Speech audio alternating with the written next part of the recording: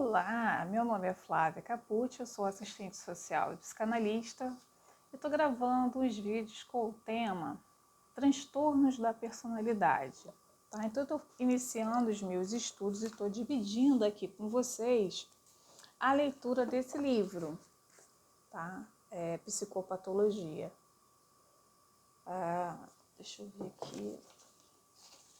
O autor, até para vocês acompanharem, é o David Barlon e Mark Duran, tradução da 7ª edição norte-americana, uma abordagem integrada. Tá?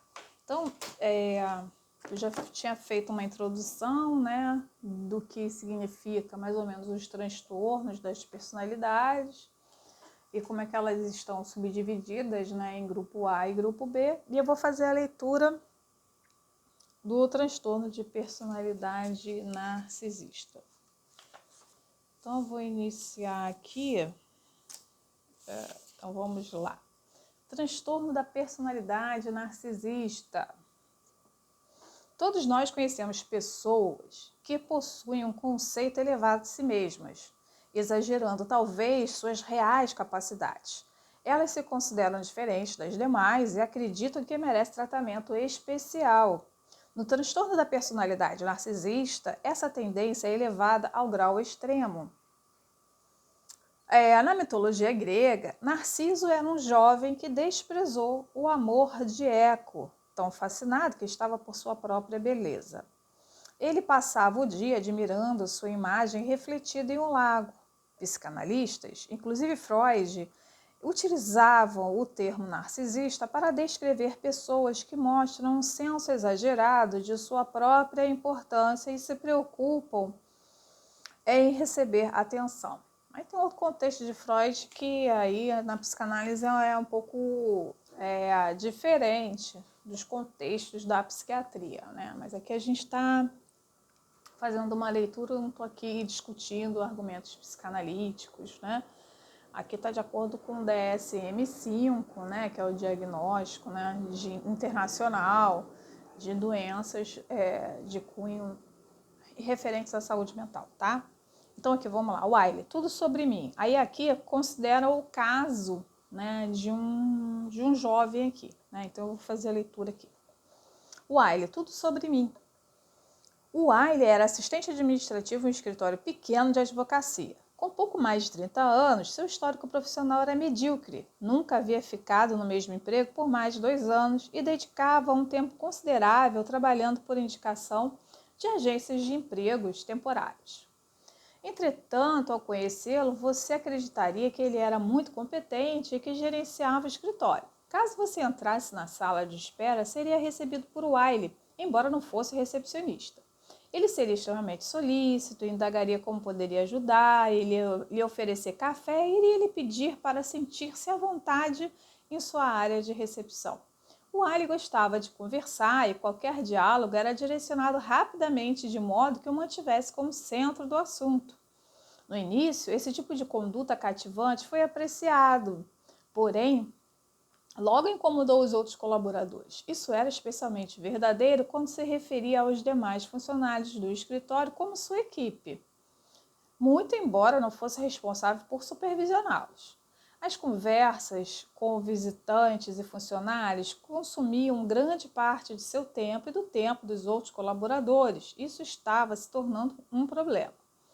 Logo, tornou-se muito controlador, um padrão que também foi revelado em seus outros cargos, assumindo avidamente as obrigações atribuídas a outros. Infelizmente, ele não completava as tarefas de modo satisfatório e isso cria muito atrito. Quando foi confrontado com essas dificuldades, Wiley culpou outras pessoas. No final, entretanto, ficou claro que o egocentrismo e a natureza controladora de Wiley estavam na raiz de muitas das ineficiências no escritório. Durante uma reunião disciplinar com todos os sócios, uma situação incomum. O Wiley tornou-se ofensivo e os culpou por persegui-lo. Ele insistia que seu desempenho era excepcional, como em todos os cargos que já havia ocupado antes, algo que seus outros empregadores contradiziam, e que eles estavam enganados. Depois de se acalmar, ele revelou que havia tido problemas com alcoolismo, histórico de depressão e vários problemas familiares, todos os quais ele acreditava contribuir para dificuldades que vivenciava. A empresa recomendou que, como condição para manter o emprego, ele fosse atendido em um ambulatório universitário, onde ele foi diagnosticado com depressão maior, bem como transtorno da personalidade narcisista. Por fim, seu comportamento, atrasos e ineficiências no trabalho resultou em sua demissão. Em uma reviravolta de acontecimentos, Wiley se candidatou novamente para outro cargo na mesma empresa 2 anos depois. Um lapso nos registros não conseguia revelar a sua rescisão anterior, mas ele ficou apenas 3 dias, pois chegou atrasado no segundo e terceiro dia de trabalho. Ele estava convencido de que poderia ser bem-sucedido, mas ele não conseguiu mudar seu comportamento para estar em conformidade com os padrões mínimos exigidos para ser bem-sucedido no trabalho. Então, vamos aqui fazer a descrição clínica aqui do livro. Continuando aqui, capítulo 12, transtorno da personalidade, página 483. Pessoas com transtorno da personalidade narcisista possuem um sentimento despropositado da própria importância e ficam tão preocupados consigo mesmos que não têm sensibilidade e compaixão em relação a outras pessoas. Não se sentem à vontade a não ser que alguém os esteja admirando. As sensações exageradas e as fantasias de grandeza, denominadas grandiosidade, criam atributos negativos.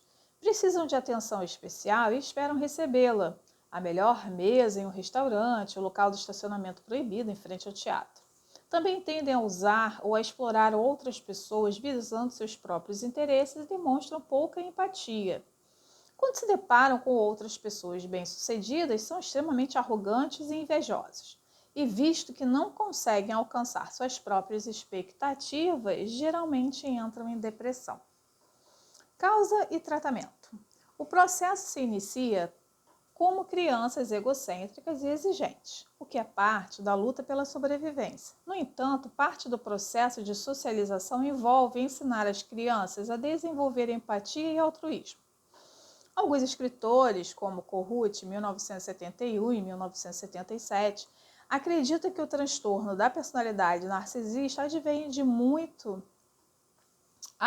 muito do fracasso dos pais em moldar o sentimento de empatia durante o desenvolvimento da criança. Como consequência, a criança permanece fixada em um estágio do desenvolvimento egocêntrico, com sentimento de grandiosidade. Além disso, a criança e posteriormente o adulto torna-se um indivíduo envolto em uma essencialmente infindável e infrutífera busca pela pessoa ideal que vai atender suas necessidades empáticas frustradas. Do ponto de vista sociológico, Christopher Lasch, 1978, escreveu em seu livro The Culture of Narcissism, A Cultura do Narcisismo, que esse transtorno da personalidade está aumentando em prevalência na maior parte das sociedades ocidentais, principalmente como consequência das mudanças sociais em larga escala, incluindo maior ênfase no hedonismo de curto prazo, individualismo, competitividade e sucesso. De acordo com Lasch, a geração Eu, os baby boomers nascidos entre 1946 e 54, produziu mais do que sua cota de indivíduos com transtornos da personalidade narcisista. Estudos confirmam que a prevalência do transtorno da personalidade narcisista está aumentando. Todavia, esse crescimento visível pode ser consequência do maior interesse e do maior número de pesquisas sobre transtorno. As pesquisas sobre opções de tratamento são extremamente limitadas, tanto no número de estudos científicos quanto em relatos. Quando se tenta a terapia com essas pessoas, elas costumam se concentrar na grandiosidade, hipersensibilidade, avaliação e a falta de empatia que demonstram em relação a outros. A terapia cognitiva almeja substituir as fantasias, focando nas experiências agradáveis do dia a dia que de fato podem acontecer. Estratégias de enfrentamento, como treino de relaxamento, são usadas para ajudar essas pessoas a enfrentar as críticas e aceitá-las. Ajudá-los a voltar o olhar para os sentimentos alheios também constitui uma meta. Em virtude de os indivíduos com esse transtorno serem vulneráveis a episódios depressivos graves, particularmente na meia-idade, muitas vezes o tratamento inicia-se para a depressão. No entanto, é impossível tirar qualquer conclusão a respeito do impacto real desse tratamento no transtorno da personalidade narcisista. Aí vem aqui o DSM-5, critério diagnóstico para o transtorno de personalidade narcisista, né? Então, isso aqui é o Manual Diagnóstico e Estatística de Transtornos Mentais, na 5ª edição, né, que é utilizada aí aqui no Brasil, né, e nos Estados Unidos e alguns outros países também, né? Então, vamos lá. Um padrão difuso de grandiosidade em fantasias ou comportamento, necessidade de admiração e falta de empatia que surge no início da vida adulta está presente em vários contextos, conforme indicado por 5 ou mais dos seguintes critérios. 1. Tem uma sensação grandiosa da própria importância, por exemplo, exagera conquistas e talentos, espera ser reconhecido como superior sem que tenha as conquistas correspondentes. 2. É preocupado com fantasias de sucesso ilimitado, poder, brilho, beleza, amor ou ideal. Acredita ser especial e único e que pode ser somente compreendido por ou associado a outras pessoas ou instituições especiais ou com condição elevada. 4. Demanda admiração excessiva. 5. Apresenta um sentimento de possuir direitos, expectativas irracionais de tratamento especial favorável ou que estejam automaticamente de acordo com as próprias expectativas. 6. É explorador em relações interpessoais, tira vantagem de outros para atingir os próprios fins. 7. Carece de empatia, reluta em reconhecer ou identificar-se com os sentimentos e as necessidades dos outros. 8, né? É frequentemente invejoso em relação aos outros ou acredita que os outros o invejam. 9. Demonstra comportamentos ou atitudes arrogantes e insolentes. Bom, aí nesse caso tem bastante gente que não precisa ter esse transtorno, né? Mas assim, é tudo numa questão de excesso, tudo numa questão exacerbada, né? Então, obrigado por estarem aqui comigo, né? Dividindo aqui a minha leitura, né? Os meus estudos com relação aos transtornos da personalidade. Espero também que você possa ouvir, né, mais vezes, para ir então apreendendo, né, o conhecimento com relação à saúde mental e que isso possa ser um divisor, né, de conhecimento para nós, né, ampliar a discussão, a compreensão e o debate com relação aos transtornos. Obrigada.